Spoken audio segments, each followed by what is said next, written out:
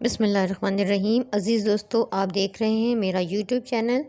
آج ہم class second year Urdu حصہ نظم میں یہ آپ کی جو بک چینج ہو گئی ہے حمد ہے، اور اس کو لکھنے والے ہیں مظفر وارثی۔ تو اس کی آج ہم ان کا تعارف کریں گے اور اس کی جو شعر ہیں ان کی تشریحات کریں گے، تو اس کے جو مشکل الفاظ بھی کریں گے۔ لیکن اگر ابھی تک آپ نے میرے چینل کو سبسکرائب نہیں کیا تو جلدی سے مہر اجالا اکیڈمی کو میرے چینل کو سبسکرائب کر لیں، اور ساتھ میں لگے ہوئے بیل کے آئیکن کو ضرور پریس کر لیں تاکہ آپ کو میری نئی آنے والی ویڈیوز وقتاً فوقتاً ملتی رہے اور آپ اس سے انشاءاللہ فائدہ اٹھا سکیں، اور دوستوں کے ساتھ بھی اس کو شیئر کریں تاکہ وہ بھی اس سے فائدہ اٹھا سکیں۔ تو چلتے ہیں ہم اپنی اس ویڈیو کی طرف۔ اس میں اس کا جو میں نے شعر ہے، یہ پہلا پیج آپ کو دکھا رہی ہوں، سیکنڈ پیج نہیں ہے اس میں۔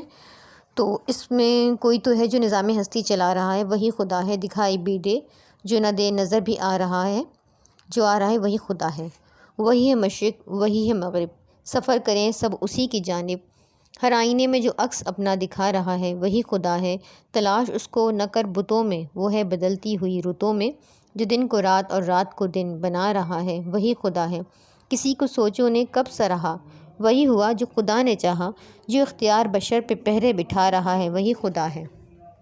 ہم کے الفاظ میں نہیں کر لیتے ہیں۔ تو اختیار بشر کا مطلب ہے انسانی مرضی، سماعت سننے کی حس، رتو کہتے ہیں رت کی جمع موسموں، خانہ لاشعور کہتے ہیں عقل میں نہ آنا۔ تعارف شائع کرتے ہیں۔ تو مظفر وارثی کی ولادت 20 دسمبر سن 1933 میں ہوئی۔ آپ کا نام مظفر الدین احمد صدیقی تھا۔ میرٹھ یوپی میں صوفی شرف الدین احمد کے یہاں پیدا ہوئے۔ ان کے مداحوں اور عقیدت مندوں کی تعداد شمار کرنا ناممکن ہے۔ وہ پاکستان اور عقیدت مندوں کی تعداد بے شمار ان کے مداحوں کا شمار کرنا ناممکن ہے۔ وہ پاکستان کے مشہور اور معروف نعت گو شاعر اور ادیب تھے۔ میرا پیغمبر عظیم تر ہے، اے خدا جیسے نعتیہ اور حمدیہ کلام کے خالق مظفر وارثی اسٹیٹ بینک کے ریٹائرڈ افسر تھے۔ مظفر وارثی کی 20 کتابیں شائع ہو چکی ہیں۔ انہوں نے 32 اردو فلموں کے گیت لکھے، ایک مقامی اخبار میں قطعات بھی لکھتے تھے۔ بعد میں انہوں نے اپنے آپ کو صرف نعت اور حمد تک محدود کر لیا تھا، اور اپنی نعت اور حمد کی وجہ سے نہ صرف پاکستان میں بلکہ بیرون ملک میں بھی مقبول تھے۔ مظفر وارثی کو تمغہ حسن کارکردگی سے بھی نوازا گیا۔ وہ راشے کے مریض تھے اور چلنے پھرنے سے قاصر تھے اور طویل عرصے سے بیمار تھے۔ ان کے انتقال پر شاعروں، ادیبوں اور شعبہ خاص زندگی کے تعلق رکھنے والوں نے گہرے دکھ اور افسوس کا اظہار کیا اور مرحوم کی مغفرت کی دعا کی۔ ان کی تصانیف میں باب حرم، الحمد، برف کی ناؤ، کعبہ عشق، اور یہ جو ان کی حمد ہے الحمد سے ماخوذ ہے۔ اب ہم اس کی تشریح کر لیتے ہیں۔ کوئی تو ہے جو نظام ہستی چلا رہا ہے وہی خدا ہے، دکھائی بھی نہ دے نظر بھی جو آ رہا ہے وہی خدا ہے۔ حوالہ شاعر لکھیں گے جو کہ میں ابھی آگے دوں گی ویڈیو میں، اور اس کے بعد آپ نے حوالہ شاعر میں بھی لکھنا ہے کہ یہ جو شعر ہے یہ ہماری اردو کی درسی کتاب سے لیا گیا ہے، اور اس کے جو شاعر ہیں یا لکھنے والے ہیں وہ مظفر وارثی ہیں۔ اور پھر اس کی تشریح کرتے ہیں کہ شعر میں شاعر فرما رہے ہیں کہ یہ جو کائنات کا اتنا بڑا نظام ہے، اس کو چلانے والی کوئی نہ کوئی ہستی ضرور ہے، اور وہ ہستی خدا کی ذات ہے جو وحدہ لا شریک ہے۔ اس کے بغیر اس دنیا کا نظام چل ہی نہیں سکتا۔ اسی نے یہ کائنات اور تمام چیزوں کو پیدا کیا ہے جو دکھائی بھی نہ دیتا مگر جس طرف بھی نظر ڈالیں تو اس کا جلوہ نظر آتا ہے۔ غرض سورج، چاند، ستارے، کوئی تو جو ان کو وقت پر طلوع اور غروب کرتا، یہ سب کچھ خود بخود تو نہیں ہو سکتا۔ دنیا کا ایک نظام ہے اور اس پورے نظام کو چلانے والی ہستی اللہ کے سوا کوئی نہیں ہے، ظاہر میں پوشیدہ میں صرف اس کی ذات ہے۔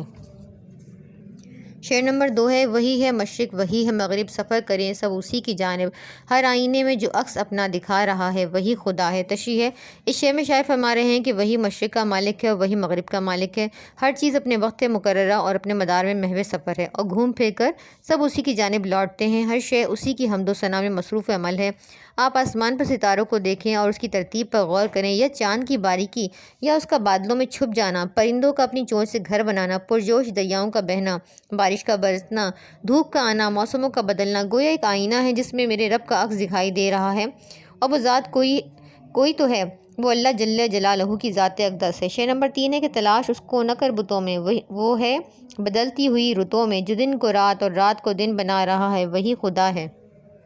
تشریح اس کی مظفر وارثی شعر میں فرماتے ہیں کہ تو اسے اپنے بنائے ہوئے بتوں میں تلاش کرے گا تو وہ تجھے نہیں ملے گا۔ اگر تجھے اسے تلاش کرنا ہے تو جو کھوج رہا ہے تو ان بدلتی رتوں میں کیوں نہیں تلاش کرتا؟ تو اسے اگر اپنے بنائے بتوں میں ڈھونڈے گا تو وہ تجھے نہیں ملے گا جسے تو نے خود اپنے ہی ہاتھوں سے بنایا، بھلا وہ تجھے کیوں کر مل سکتا ہے؟ وہ تو ان موسموں کے بدلنے میں ہے، سردی پھر گرمی، خزاں اور بہار، تیز ہوا اور دوسرے تو انہیں رات اور دن کے آنے جانے میں تلاش کر۔ یہ سب کچھ خود بخود تو نہیں ہو سکتا۔ وقت مقررہ پر سورج کا آ جانا پھر اس کا غروب ہو جانا، وہ تو ایک ہی ہستی ہے جو یہ سب کچھ کرنے پر قادر ہے، وہ اللہ ہے۔ شعر نمبر 4 ہے، کسی کی سوچوں نے کب سراہا وہی ہوا جو خدا نے چاہا، جو اختیار بشر پہ پہرے بٹھا رہا ہے وہی خدا ہے۔ تشریح اس شعر میں مظفر وارثی فرماتے ہیں کہ ہمارے سوچنے یا ہمارے چاہنے سے کچھ نہیں ہوتا، یہ اس رب کی ذات ہے جس کے کن فرمانے سے سب کچھ بدل جاتا ہے، اور ہماری عقل اتنی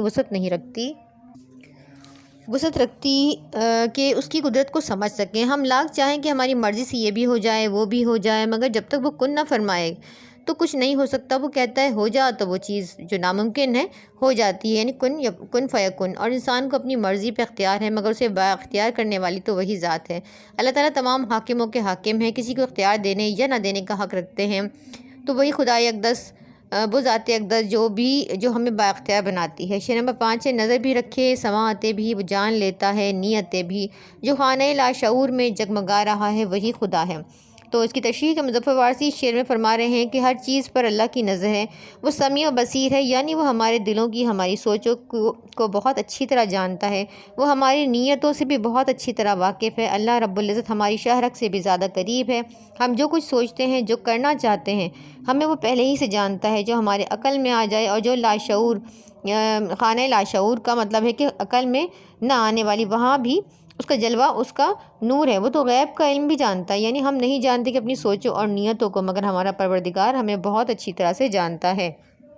شعر نمبر 6 ہے، کسی کو تاج و وقار بخشے، کسی کو ذلت کے غار بخشے، جو سب کے ماتھے پہ مہر قدرت لگا رہا ہے وہی خدا ہے۔ تشریح مظفر وارثی فرماتے ہیں، کسی کو وہ بلند رتبہ وقار عزت دیتا ہے اور کسی کو ذلت کے گہرے غاروں میں ڈال دیتا ہے، کیونکہ اصل عزت تو اسے رب کائنات کی ہے، وہی اختیار رکھتا ہے عزتوں اور ذلتوں کا، اور وہ رب اختیار رکھتا ہے کسی کے ماتھے پہ عزت کی مہر لگانی اور کسی کے ماتھے پہ ذلت کی مہر، سارے اختیار اسی رب کے پاس ہیں۔ شعر نمبر 7 ہے، سفید اس کا سیاہ اس کا، نفس نفس ہے گواہ اس کا، جو شعلہ جاں جلا رہا ہے بجھا رہا ہے وہی خدا ہے۔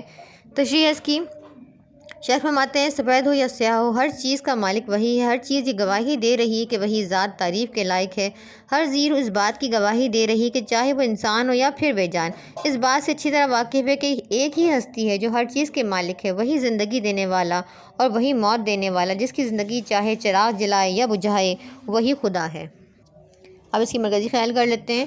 اس ہم میں شاعر کہتے ہیں کہ اس کا ساری کائنات کا مالک اللہ تعالیٰ ہے، اس ساری کائنات کو بنانے والا وہی ہے۔ ایسی بہت ساری چیزیں ہیں جنہیں ہماری آنکھ دیکھ پاتی ہے، اور بہت ساری ایسی چیزیں بھی ہیں جنہیں ہماری آنکھ نہیں دیکھ پاتی، لیکن اس کا کوئی نہ کوئی تو بنانے والا موجود ہے۔ مشرق سے مغرب تک، چاند ستارے سمندر، حتیٰ تک کہ ہر ذرے ذرے میں اس کا ہی جلوہ موجود ہے۔ وہ جس کو چاہے عزت دے، جسے چاہے ذلت دے، وہ ہر چیز پہ قادر ہے۔ وہ بشر کے اختیار پر بھی قادر ہے، جسے چاہے بادشاہت عطا کرے، جسے چاہے ذلت دے۔ سورج، چاند، ستارے، دن اور رات کے آنے جانے میں اللہ رب العزت کی ہی کاریگری ہے۔